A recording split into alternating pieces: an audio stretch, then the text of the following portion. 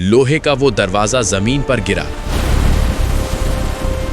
और 40 आदमियों का काम एक इंसान ने कर दिखाया। 40 जंगजू, एक दरवाजा, और वो अकेले थे। दुनिया का वो मजबूत तरीन किला जिसे फतह करना उस वक्त नामुमकिन समझा जाता था। क्या मोहम्मद और उनके साथी ये समझते हैं कि वो खैबर को फतह कर लेंगे? उन्हें अंदाजा भी नहीं कि हम किन चट्टानों के बीच में महफूज हैं। इस्लाम में एक ऐसा लम्हा भी आया जब पूरी मुस्लिम फौज की किस्मत एक जवान के हाथों में थी। वो जवान जिसने किले का दरवाजा अपने हाथों से हटा दिया। वो मुजाहिद जिसे देखकर दुश्मन कांप उठे। मैं वो हूं जिसे उसकी मां ने हैदर कहा है। ऐसी तारीख जो सदियों बाद भी रगों में खून की रफ्तार बढ़ा देती है। ऐसी जंग जो इंसानी ताकत की हदों से बाहर थी। जब ईमान ने लोहे को मोम कर दिया। खैबर, दुनिया का नाकाबिले तस्खीर किला, एक ही सुबह खाक में मिल गया। आज मैं आपको इस तारीखी वाक़े की तरफ ले चलता हूँ जब हज़रत अली ने खैबर फतह किया। साल था 7 हिजरी। मदीना मुनव्वरा में इस्लाम अभी अपनी जड़ें मजबूत कर रहा था। हर तरफ से खतरात थे, लेकिन सबसे बड़ा खतरा, सबसे गहरी साजिश एक जगह से आती थी, खैबर। मदीने से तकरीबन 150 किलोमीटर दूर खजूरों के घने बागात के दरमियान पत्थर की ऊंची ऊंची दीवारों में घिरा हुआ ये कोई आम इलाका नहीं था। ये 8 से 13 किलों का मजमुआ था। हर किला दूसरे से मजबूत, हर दीवार दूसरे से ऊंची। और इन किलों में रहते थे वो लोग जो मुसलमानों को मिटाने की हर साजिश का मरकज थे, जिन्होंने ग़ज़वा-ए अहज़ाब में मुख्तलिफ क़बाइल को मुसलमानों के खिलाफ इकट्ठा किया था, जो मदीने पर हमले की तैयारियां कर रहे थे। खैबर सिर्फ एक इलाका नहीं था, ये मुसलमानों की गर्दन पर रखी हुई तलवार थी। हुजूर अकरम सल्लल्लाहु अलैहि वसल्लम ने फैसला कर लिया, अब मजीद इंतजार नहीं। तकरीबन 1400 सहाबा इकराम मदीने से रवाना हुए, लेकिन खैबर की फौज, बाज़ रवायात के मुताबिक 14,000 से ज़्यादा तरबियत याफ्ता जंगजू, और वो नंगे मैदान में नहीं थे, वो अपने मजबूत किलों की आड़ में थे। हुजूर सल्लल्लाहु अलैहि वसल्लम ने जब खैबर के करीब पहुंचकर दुआ फरमाई, ए अल्लाह, आसमानों और ज़मीनों के रब, हम इस बस्ती की भलाई मांगते हैं और इसके शर से पनाह चाहते हैं, तो खैबर के लोग सुबह सवेरे अपने खेतों में निकले। उन्होंने देखा और चीख उठे, मोहम्मद अपनी फौज के साथ आ गए। हुजूर सल्लल्लाहु अलैहि वसल्लम ने फरमाया, अल्लाहु अकबर, खैबर बर्बाद हो गया। पहला हमला, फिर दूसरा, फिर तीसरा। किला-ए नाइम का मुहासरा हुआ। दिन गुजरते गए, तीर बरसे, पत्थर चले, मगर किला न खुला। सबसे मजबूत किला, किला-ए कामूस अभी बाकी था।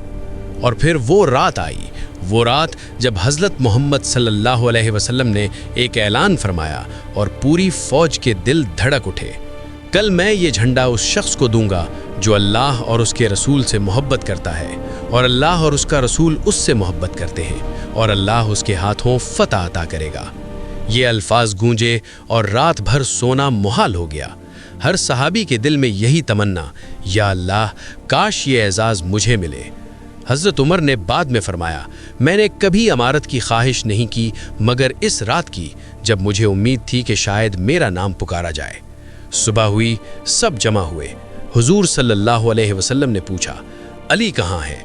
अर्ज़ किया गया, या रसूल अल्लाह, उनकी आंखों में सख्त तकलीफ है, वो देख नहीं सकते। एक लम्हे की खामोशी।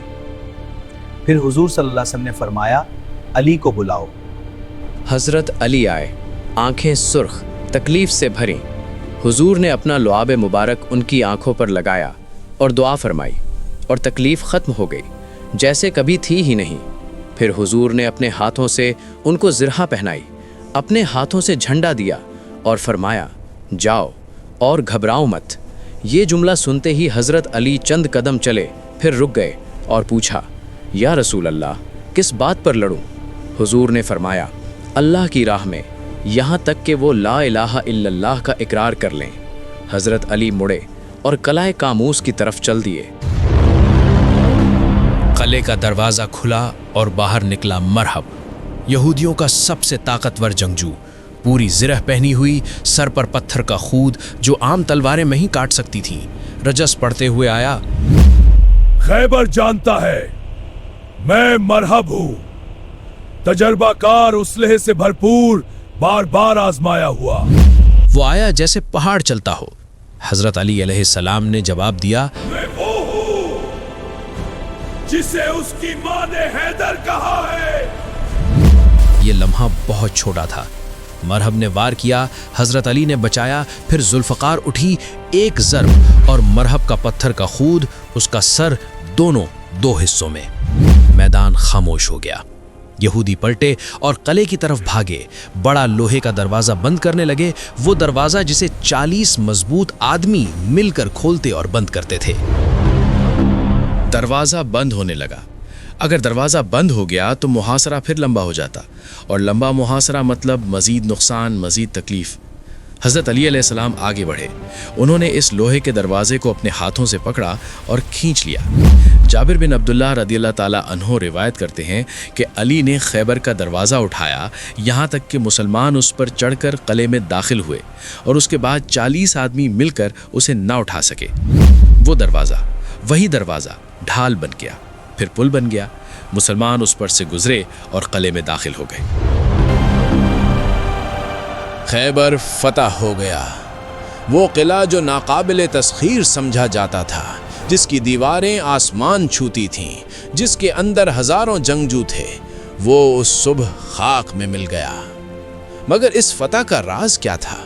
طاقت؟ ہاں، مگر وہ طاقت انسانی نہیں تھی، وہ قوت تھی جو اللہ اپنے بندے کو اس وقت دیتا ہے جب بندہ مکمل طور پر اسی کا ہو جاتا ہے۔ حضرت علی علیہ السلام نے جنگ سے پہلے پوچھا تھا، کس بات پر لڑوں؟ جواب ملا، اللہ کی راہ میں۔ یہی وہ لمحہ تھا جب فتح طے ہو گئی تھی، میدان جنگ میں نہیں، اس سوال اور جواب کے درمیان۔ خیبر کی فتح نے عرب کی سیاست بدل دی۔ مسلمان اب صرف ایک مذہبی جماعت نہیں رہے، وہ ایک ایسی قوت بن گئے جس سے دشمن خوف زدہ تھے اور دوست متاثر۔